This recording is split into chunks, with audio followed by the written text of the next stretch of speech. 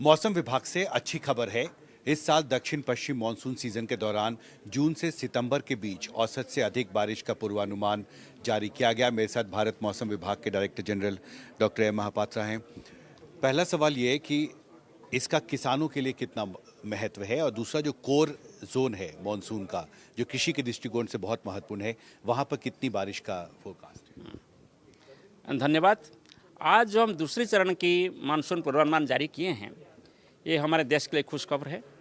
Specially किसान भाइयों बहनों के लिए भी खुशखबर है, क्योंकि हम एक्सपेक्ट कर रहे हैं कि देश में इस बार एबोव नॉर्मल रेनफॉल होगा और मात्रात्मक रूप से लॉन्ग पीरियड एवरेज रेनफॉल की 106% प्लस माइनस 4% बारिश होने का संभावना है। लॉन्ग पीरियड एवरेज होता है 87 सेंटीमीटर।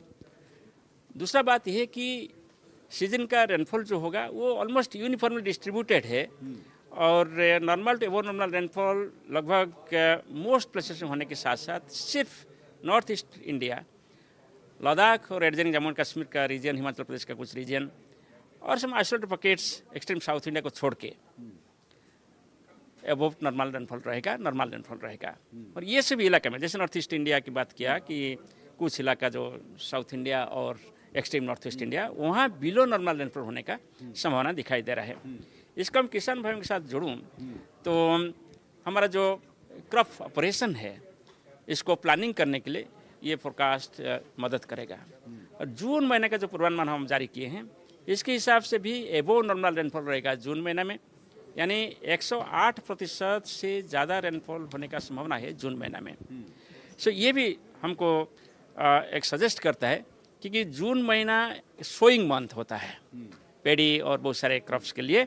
जब अच्छा बारिश ज़रूरत होता है, जब अच्छा बारिश का पूर्वानुमान है, तो सोइंग अच्छा होने का भी संभावना दिखाई दे रहा है। जी, आपने महत्वपूर्ण बात कही, पर इसके साथ ही ये सवाल है कि इसके पहले आपने एक फोकस जारी किया था कि इस साल गर्मी के सीज़न में औसत से ज़्यादा हीट वेव्स होंगे। तो जब जून में औसत से ज़्यादा बारिश होगी, तो फिर क्या हीट वेव्स पर कितना असर पड़ेगा इसका?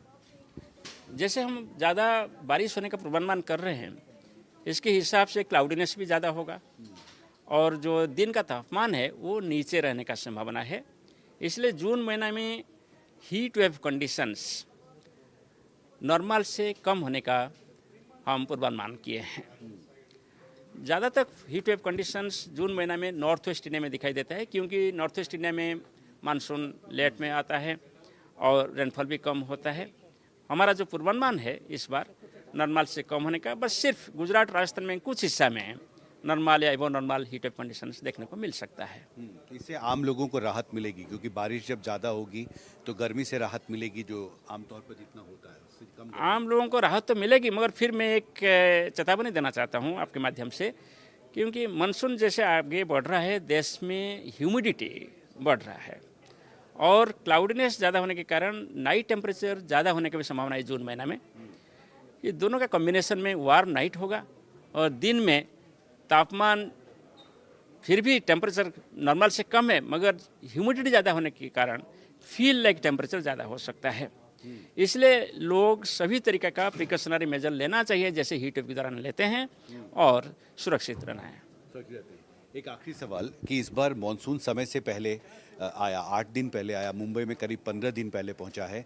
तो इससे क्या जो पूरा सीज़न है जून से सितंबर का, क्या हम मान सकते हैं कुछ समय से पहले, जैसे सितंबर 30 तक ऑफिशियली आप मानते हैं कि पीटर ऑफ होता है साउथ वेस्ट मानसून, तो समय से पहले पीटर ऑफ हो सकता है? और क्या दिल्ली में जो मानसून की 29 तारीख, जो 29 जून तारीख है, क्या उससे पहले मानसून पहुँच सकता है?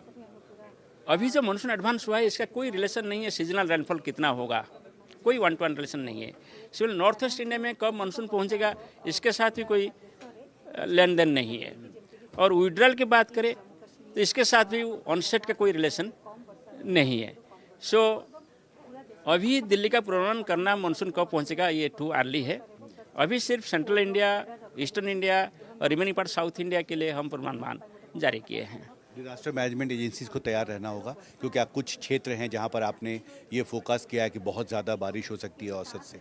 जी, जब कोई एबोव नॉर्मल रेनफॉल ईयर होता है तो probability of heavy rainfall increase हो जाता है, और हेवी रेनफॉल जोन जो है, जैसे कि central India, northern parts of peninsula India, वहाँ भी हमारा जो मॉडल पूर्वानुमान जारी किए हैं इसमें हाई प्रोबेबिलिटी दिखाता है कि रेनफॉल वहाँ ज़्यादा होगा।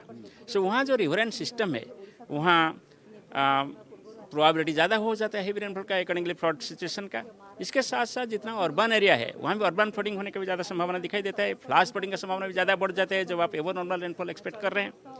और जो हिली एरिया है वहाँ भी इसका इम्पैक्ट ज़्यादा होने का संभावना दिखाई देता है, मगर हम इसका पूर्वानुमान अभी नहीं कर पाएंगे। ये एक एंटिसिपेटरी एक्शन है, इसको लेकर disaster managers stakeholders prepare होंगे, सभी रहना चाहिए। सतर्क करना चाहिए।